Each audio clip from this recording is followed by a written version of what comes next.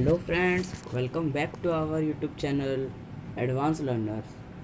आज हम स्टार्ट करने जा रहे हैं class seventh NCERT science text book का चैप्टर 1 न्यूट्रिशन इन प्लांट्स। इसका हमें सेकंड टॉपिक अभी क्लियर करना है। ये पार्ट 2 है। पार्ट 1 का लिंक मैं डिस्क्रिप्शन में दे दूँगा। तो बिना किसी तरीके चलिए शुरू करते हैं। Leaves are the food factories of plants. इसका मतलब लीव्स प्लांट्स के फूड फैक्ट्रीज हैं। फूड फैक्ट्रीज मतलब जहाँ पे हम खाना बनाते हैं उसे फूड फैक्ट्री कहते हैं। Therefore all the raw materials must reach the leave. All the raw materials अब ये क्या है? रॉ मटेरियल्स मतलब जो हमें खाना बनाने के लिए जो भी सामान चाहिए उसे हम रॉ मटेरियल्स कहते हैं। ये लीफ तक पहुंचना ज़रूरी है। Water and minerals present in the soil and absorbed by the roots and transported to the leaves। Water और मिनरल सॉइल में मौजूद रहते हैं जो कि रूट्स की मदद से एब्जॉर्ब्ड होते हैं और लीव्स तक पहुंचते हैं। Carbon dioxide from air is taken in through the tiny pores present on the surface of leaves. These pores are surrounded by guard cells. Such pores are called stomata। तो leaves में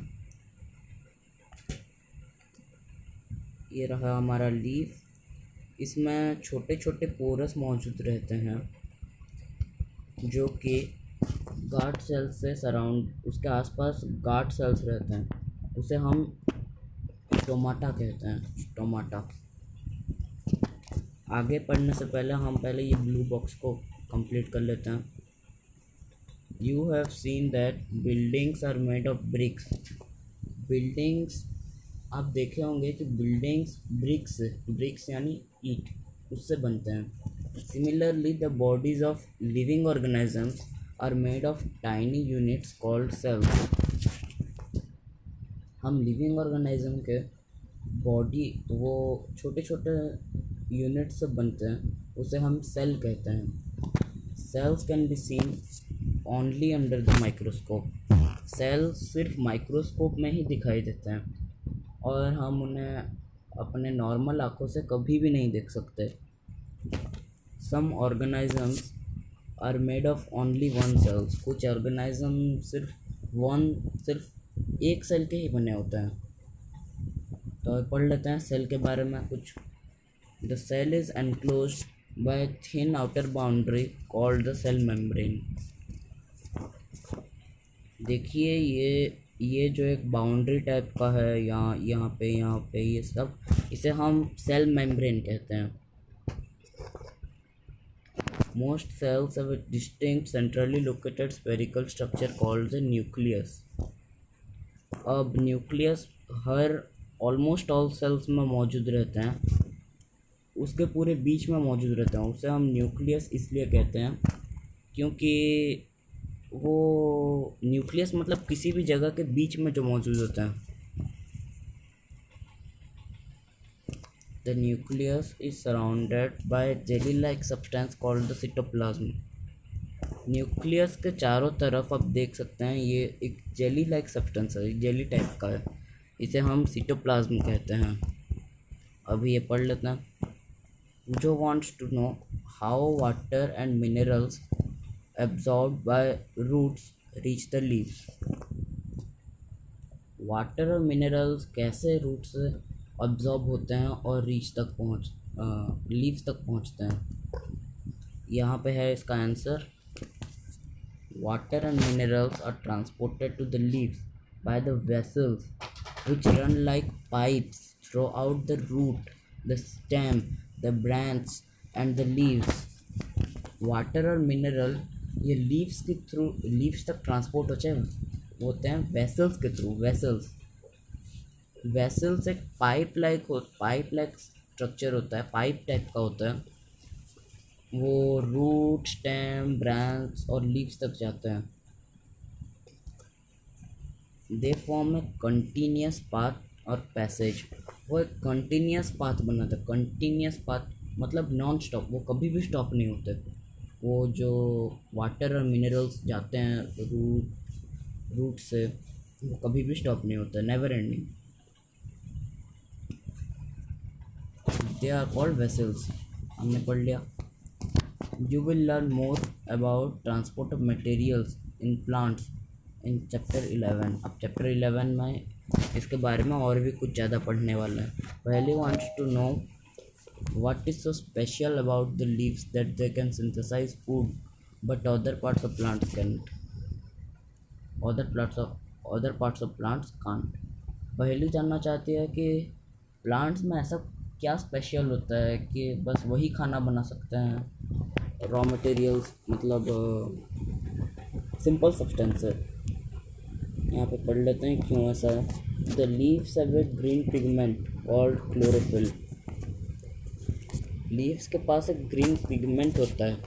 अब green pigment क्या है देखिए, suppose ये है एक leaf, मेरी ड्राइंग अच्छी नहीं है पता है, ये एक लीफ है, इसमें एक ग्रीन पिगमेंट मौजूद रहता है, छोटा सा, बहुत छोटा सा।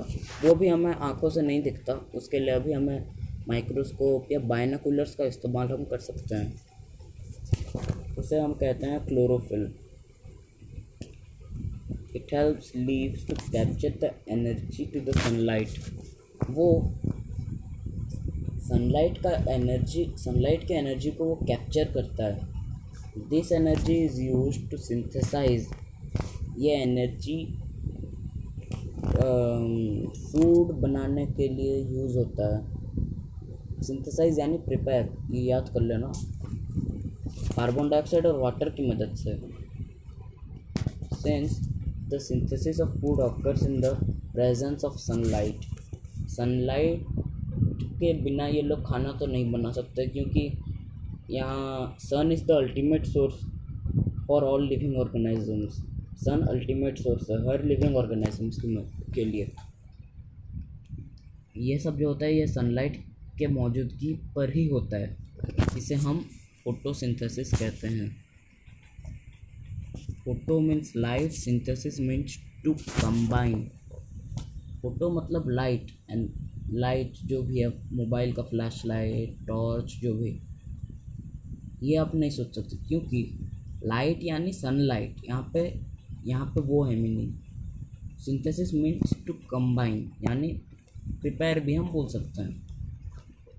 सो we find that chlorophyll, sunlight, carbon dioxide and water are necessary to carry out the process of photosynthesis. ये बहुत ज़रूरी है कि एक प्लांट्स के अंदर क्लोरोफिल होना चाहिए, जो कि सनलाइट, कार्बन डाइऑक्साइड और वाटर को कंबाइन करके वो फोटोसिंथेसिस प्रोसेस बना कर सके। It is a unique process on the earth. ये एक बहुत ही यूनिक प्रोसेस है। The solar energy is captured by the leaves stored in the plant in the form of food। Solar energy ये leaves की मदद से कैप्चर होता है, यानी लीव्स वो सनलाइट को कैप्चर करते हैं और वो फूड के फॉर्म में उसे स्टोर करते हैं। Thus sun is the ultimate source of energy for all living organisms. मैं आपको पहले भी बोल चुका हूँ कि सन अल्टीमेट सोर्स है हर लिविंग ऑर्गेनिज्म के लिए। Can you imagine life on earth in the absence of photosynthesis.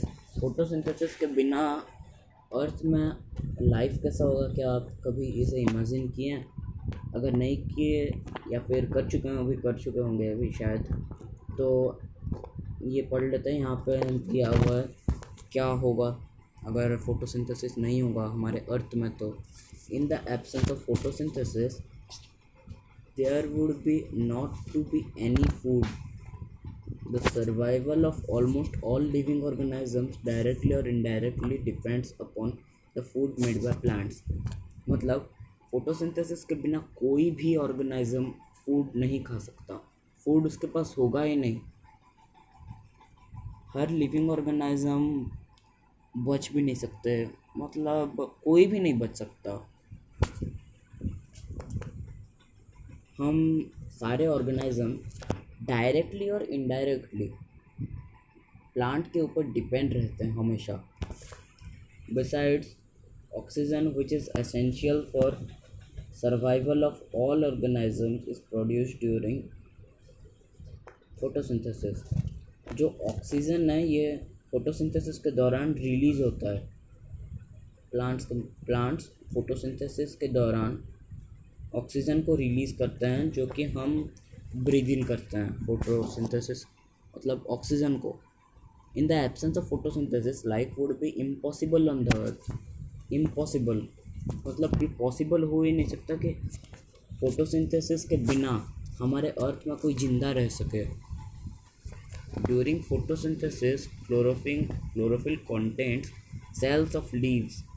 Chlorophyll में लीव्स के सेल्स होते हैं।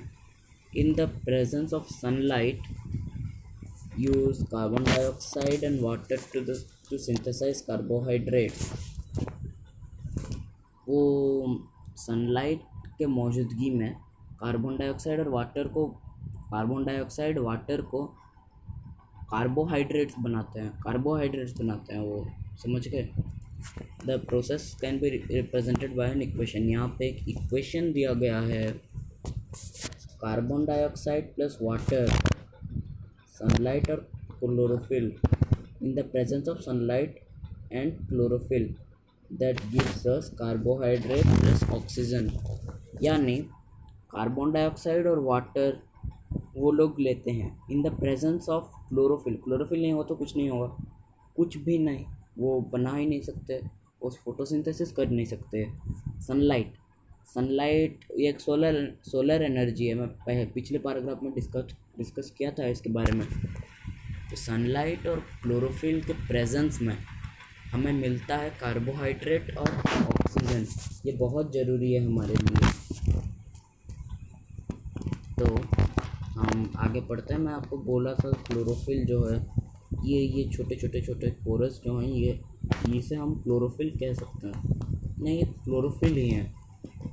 और ये स्टोमाटा यहाँ पे देख रहे हैं, यहाँ पे एक ओपनिंग है, ये रहा, इसे हम स्टोमाटा कहते हैं। ये देखिए आपका यहाँ पे क्लोजअप दिया हुआ है स्टोमाटा का।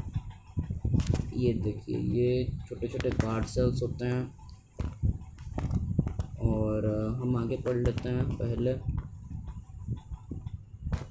उससे पहले हम ये पढ़ते हैं ब्लू बॉक्स में जो भी लिखा हुआ है। Besides leaves, photosynthesis also takes place in other green parts of plant. हाँ, in green stems and green branches। मतलब लीव्स के अलावा भी फोटोसिंथेसिस ग्रीन स्टेम्स में, ग्रीन ब्रांचेस में भी फोटोसिंथेसिस प्रोसेस हो सकता है। The desert plants have scale और स्पाइन लाइक लीव्स। डेजर्ट के जो प्लांट्स होते हैं उनके पास स्पाइन के जैसे लीव्स होते हैं, मतलब ऐसे लीव्स होते हैं। वो रिड्यूस यानी कम करना, वाटर को वो यूज़ करने से कम करता है, मतलब वो वाटर कम यूज़ करते हैं। ट्रांसपिरेशन के टाइम में वो वाटर बहुत कम यूज़ करते हैं। These plants have green stems which carry out photosynthesis. इनके पास ग्रीन स्टेम्स होते हैं, यानी इसे स्टेम कहते हैं। ये एक छोटा सा पौधा है। एक बड़ा सा पेड़ अगर हो, ये है उसका स्टेम, ये इसका स्टेम है। तो वहाँ पे वो लोग फोटोसिंथेसिस करते हैं। During the process oxygen is released. Photosynthesis process के टाइम ऑक्सीजन वो लोग बाहर निकाल देते हैं और वही ऑक्सीजन को हम ब्रीद इन करते हैं, इनहेल करते हैं वही ऑक्सीजन को।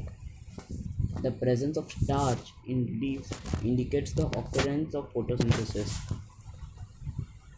स्टार्च जो लीव्स में होते हैं वो फोटोसिंथेसिस में काफ़ी हेल्प करते हैं। और ये स्टार्च भी एक कार्बोहाइड्रेट है। अब इन सब के बारे में पढ़े थे क्लास 6 में। Bujo has observed some plants with deep red, violet or brown leaves. बूझो कुछ प्लांट्स देखा है जो कि red colour, deep red colour के, वायलेट कलर के हैं और ब्राउन लीव्स भी है उसमें। यानी ये रेड कलर, रेड वायलेट और ब्राउन कलर के लीव्स उसने देखे हैं। He wants to know whether this leaves also carry out photosynthesis. ये जानना चाहता है कि क्या वो लीव्स भी फोटोसिंथेसिस कैरी आउट करते हैं। वो जानने से पहले हम ये पढ़ लेते हैं एक्टिविटी 1.1। एक टू पॉटेड प्लांट। पॉटेड यानी गमले में कुछ प्लांट्स आप उगाएं और उसे आप डार्क में रखें 72 आवर्स तक, और दूसरा वाला सनलाइट में। और आयोडीन टेस्ट तो आपको पता ही होगा, आयोडीन टेस्ट क्या होता है, आप 6th क्लास में पढ़े थे। आयोडीन टेस्ट करें उन प्लांट्स के लीव्स में, सारे दोनों प्लांट में, as you did in class 6। Record your result. अब अपना रिजल्ट्स रिकॉर्ड कीजिए। अभी वो जो पॉट है उसे छोड़ दीजिए 3 to 4 डेज सनलाइट में। 3 से 4 दिन तक आप उसे सनलाइट में छोड़ दीजिए और फिर से आप उसमें आयोडीन टेस्ट कीजिए उन उसके लीव्स में, और अपना ऑब्जर्वेशंस नोटबुक में रिकॉर्ड कर लीजिए। आगे पढ़ते हैं। The leaves other than green also have chlorophyll. अभी यहाँ पे ये बूझो बोल रहा था, उसका आंसर हमें यहाँ पे मिल गया, इस पैराग्राफ में ही पढ़ लेते हैं। The leaves other than green also have chlorophyll, यानी जो लीव्स होते हैं रेड, वायलेट, ब्राउन, जो भी कलर के दूसरे कलर के होते हैं ग्रीन को छोड़ के, उनमें भी क्लोरोफिल होता है। The large amount of red, brown and other pigment mask the green colour, यानी उसमें भी ग्रीन क्लोरोफिल मौजूद रहते हैं। Photosynthesis also takes place in this leaves also. Photosynthesis इन लीव्स में भी अपना काम करता है, यानी इन लीव्स में फोटोसिंथेसिस हम कर सकते हैं। You often see slimming green patches in ponds और स्टेगनेंट वाटर बॉडीज़। आप कभी अगर पॉन्ड गए हैं या फिर कोई भी नदी या फिर कहीं भी, वहाँ पे छोटे छोटे ग्रीन पैचेस होते हैं, आप देखे होंगे ज़रूर, उन्हें हम एल्गी कहते हैं। Can you guess why algae is green in colour? Algae green colour का ही क्यों होता है, क्या आप सोच सकते हैं? चलिए मैं इसका बताता हूँ आंसर। उनमें क्लोरोफिल मौजूद होता है, इसलिए वो उनका ग्रीन कलर उसी से ही मिलता है। Algae can also prepare their own food by photosynthesis. Algae अपना खुद का खाना ही बना सकते हैं फोटोसिंथेसिस से। तो अभी हम ये पढ़ लेते हैं, ये लास्ट पैराग्राफ है, वीडियो कुछ ज़्यादा ही बड़ा हो गया।